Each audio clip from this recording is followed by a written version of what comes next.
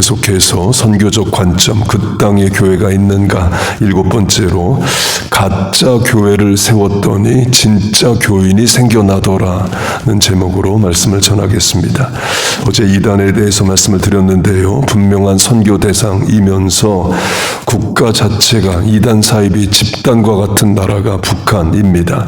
김일성이 하나님의 자리에 모여 있죠. 그리고도 선교를 악용하는 악한 집단입니다. 북한 주민들이 다 그렇다는 게 아니라 북한 정권이 그렇다는 거예요. 한국교회의 선교를 이용해 먹으려 돈벌이로 생각합니다. 북한의 고위 관료였고 외교관이었고 한국에 귀화해서 국회의원까지 했던 태영호 공사가 있습니다. 그분이 책에 이런 내용을 썼습니다. 6.25 한국전쟁 이후에 남북한이 분단이 됩니다. 그리고 김일성이 북한에 있던 모든 교회를 허물어 버렸대요. 그리고는 미군 폭격으로 다 허물어진 거다. 그렇게 거짓으로 가르쳤답니다. 그 외에도 6.25 한국전쟁, 한국이 침략한 거다. 지금도 이렇게 가르치고 있습니다. 곧 나라 자체가 거짓 위에 서 있어요. 이 한국 선교 역사, 교회 역사의 큰 부분이 북한입니다. 최초의 신구약 한글 번역도 1887년에 평양 사투리 북한말로 예수 선교 전서란 이름으로 최초 한글 번역은 북한말로 됩니다. 최초의 신학교가 평양에 세워집니다. 그래서 서울에서 예수 믿어도 이제 목사 되려면 평양에 가서 신학 공부를 해야 했습니다. 1907년 평양 대부흥 운동의 산정현 교회도 평양에 있었습니다. 평양은 동양의 예루살렘이란 별명까지 얻습니다. 곧 평양으로 대표되는 북한에 많은 교회가 있었습니다. 설교 제목인 지금도 그 땅에 교회가 있는가를 분단 바로 직후에 묻는다면 북한 땅에는 교회가 하나도 없습니다. 이유는 김일성이 교회에 대해서 잘 알았기 때문이에요. 김일성의 외할아버지가 장로였고 엄마 이름이 강반석입니다. 강베드로, 여자 베드로가 반석은 베드로죠. 강베드로가 이제 엄마이에요. 김일성의 아버지도 장로였습니다.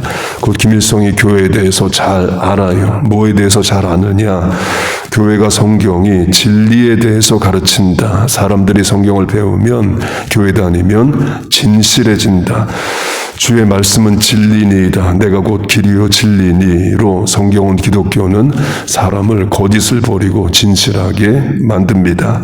그런데 공산주의는 거짓을 수단으로 씁니다. The end justifies the means.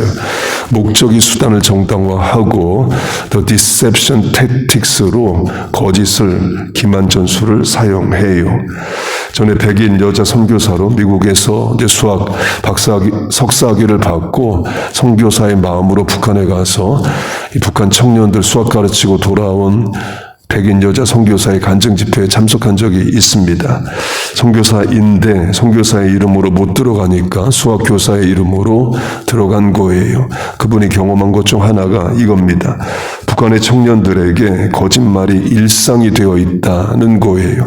숙제를 안 해오면 숙제를 안 해왔다. 이게 아니라 거짓으로 숙제를 안 해온 핑계를 댄다는 겁니다.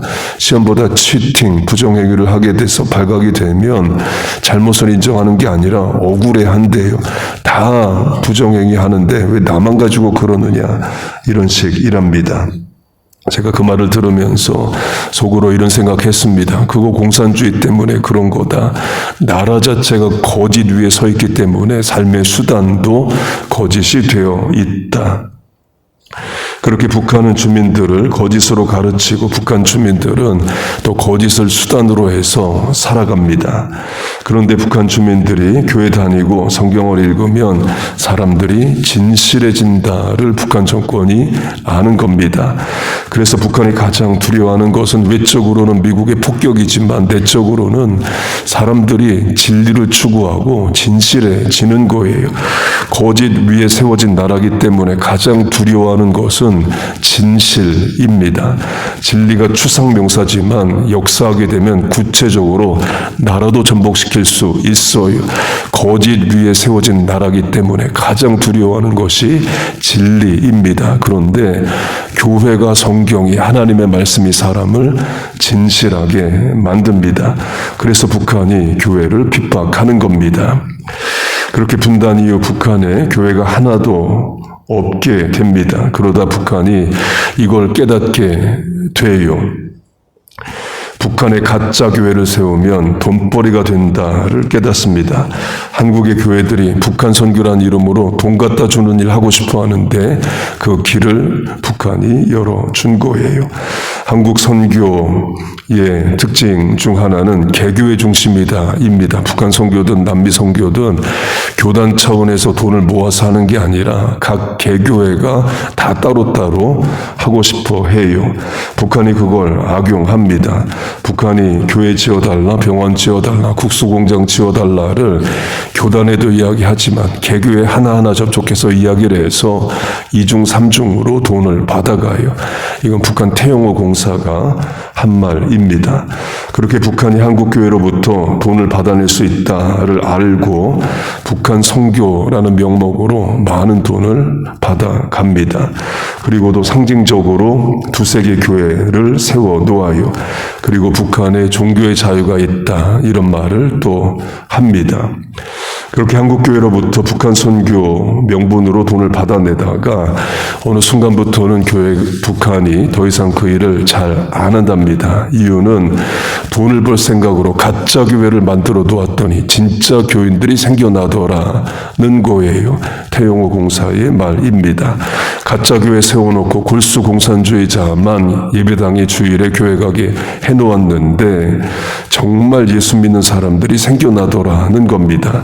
가짜 교회지만 어쨌든 한국과 똑같은 찬송가 부르고 같은 성경책 읽다 보면 말씀이 사람들의 영혼을 깨웁니다. 그리고도 그 사람 중에 어릴 때 할아버지로부터 성경 말씀 듣고 할머니로부터 들었던 찬송가 다시 기억하게 되면서 마음이 움직이는 거예요.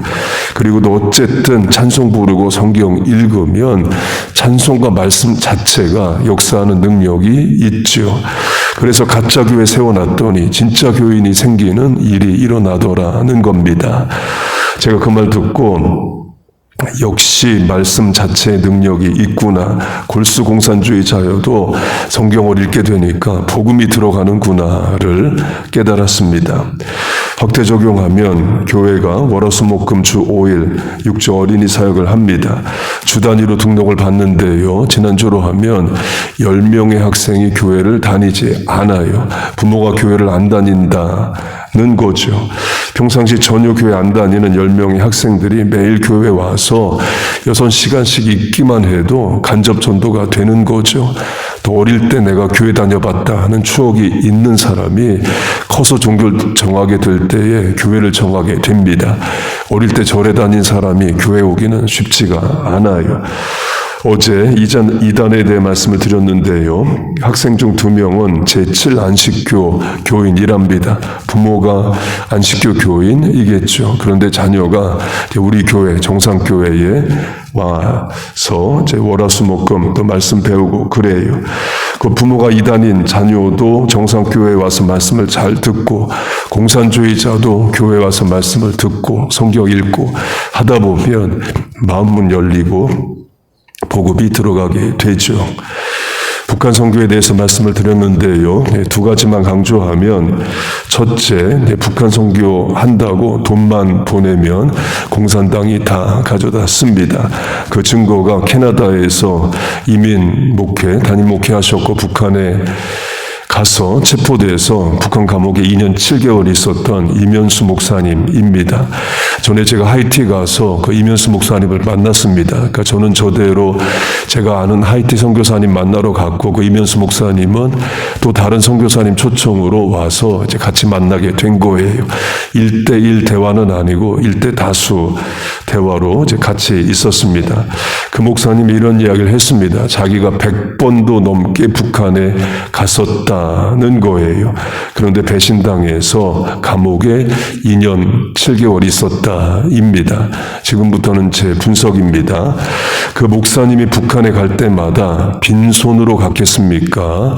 최소한 10,000불은 들고 갔겠죠. 빈손으로 오는 목사를 북한이 100번이나 오게 할 리가 없습니다. 돈 들고 가니까 100번 넘게 오게 한 거죠. 곧 북한이 한국교회로부터 돈 받을 수 있다는 것을 알고 북한 선교의 목적으로 많은 돈을 받아갔어요. 강조점은 한국교회는 헌금을 북한 선교의 이름으로 해서 북한에 잘 전달되겠지. 하지만 확인이 안 되는 수많은 일들이 있다는 거예요. 돈만 갖다 주고 배신당합니다. 한국교회가 북한 주민을 직접 만나고 북한 시장 장마당에서 직접 물건 사다 전해주는 게 아니죠. 당간부들에게 전해줄 뿐입니다. 그런 위험이 있다 이에요. 교회의 선교를 악용하는 선교 대상이 있다입니다. 둘째는 국제사회, 특별히 미국이 압박을 해야 됩니다. 북한 헌법에 종교의 자유가 있다고 써 있는데 그거 실천하라를 국제사회가 강요를 해야죠. 한국교회로 하면 북한에 돈 보내줄 때 그냥 조건 없이 보내주면 안 되고 조건을 달고 또 확인을 해야 됩니다. 정말 교회 짓는 데 사용하는지, 정말 빵 공장, 국수 공장에 들어가는지를 확인해야 돼요. 물론 또 확인 안 해주겠죠. 그래도 자꾸 조건을 달고 요구를 해야지, 안 그러면 그냥 돈만 갖다 주고 다 끝나는 일이 됩니다. 곧 우리는 선한 마음으로 선교를 하는데 그걸 악용하는 집단이 있다는 거예요. 그래서 분명 선교의 대상인데 악한 선교의 대상이 있습니다. 우리의 선교를 이용해 먹으려 들어요. 사도행전 24장을 보면 바울이 가이사랴에 있는 로마 군부대 안에 2년을 갇혀 있습니다. 로마로 가기는 가는데 그 전에 2년 동안 로마 군인 부대 안에 감금이 됩니다. 그때 로마 총독이 바뀌게 돼요. 벨릭스라는 새로운 총독이 오게 됩니다. 이 벨릭스의 특징이 자주 바울을 불러서 예수님에 대한 이야기를 듣고자 해요. 자주 불러 같이 이야기하더라. 바울을 불러 그리스도 예수 믿는 도를 듣거든. 그 장면만 보면 아, 바울이 로마의 고위 관리와 접촉이 되는구나. 개인 전도, 로마 군인 선교를 하는구나. 이렇게 보이죠. 그런데 로마 총독이 자주 바울을 불러 예수님의 이야기를 듣는 이유는 돈을 받으려 함. 이에요. 바울에게서 돈을 받을까 바라는 고로 곧 교회의 선교를 악용하는 자들이 있다는 겁니다. 그래서 옳은 일을 옳게 해야 됩니다. Do right things 해야죠. 동시에 do things right, 일을 옳게 해야 됩니다. 예수님 말씀이 맞아요. 우리가 비둘기처럼 순결하기만 하면 안 되고 뱀처럼 지혜로워서 뱀의 속임수를 간파하여 속지 않는 지혜가 있어야 됩니다. 북한 교회에 성경 찬송 필요하니까 도와달라 그러면 US 달러 보내면 안 되고 성경 찬송가로 직접 갖다 줘야 됩니다. 북한 주민들 국수 먹일 테니까 도와달라 그러면 돈 보내면 안 되고 밀가루로 보내야 돼요. 이미 한국 교회 그렇게 하고 있을 겁니다. 그러면 또 북한은 돈으로 달라 이렇게 얘기를 하겠죠. 곧 어려운 선교 대상이 북한입니다. 그래서 가장 좋은 방법은 하루빨리 한국이 흡수 통일해서 북한 땅에도 예배의 자유, 신앙의 자유가 있게 돼야 됩니다. 개인 전도에도 선교에도 지혜를 주시기를 바랍니다. 기도하겠습니다. 하나님 아버지, 우리의 개인 전도에도 또 교회 차원과 또 교단 차원, 나라 차원의 선교에도 지혜와 또 명철을 허락하여 주옵소서. 악에게 속지 않게 하시고 선으로 이기게 하여 주시옵소서. 또 선교를 위해서 일하는 모든 선교사님들, 후원자들, 교회들 하나님 도우시고 은혜와 복을 내려 주옵소서. 우리 교회도 그 사역 잘 감당케 하여 주옵소서. 오늘도 어린이 선교 사역 이른비합니다. 오는 또 무신론자 아이들, 또 이단에 다니는 아이들 정상교회에 와서 말씀 듣고 복음 받게 하여 주옵소서. 부모마저도 전도되는 역사 있게 하여 주옵소서. 오늘도 새벽에 나와 기도하는 신실한 주의 일꾼들 나왔습니다. 하나님, 우리를 불쌍히 여기시고 간구하는 기도에 응답하여 주옵소서. 예수님의 이름으로 기도하옵나이다. 아멘.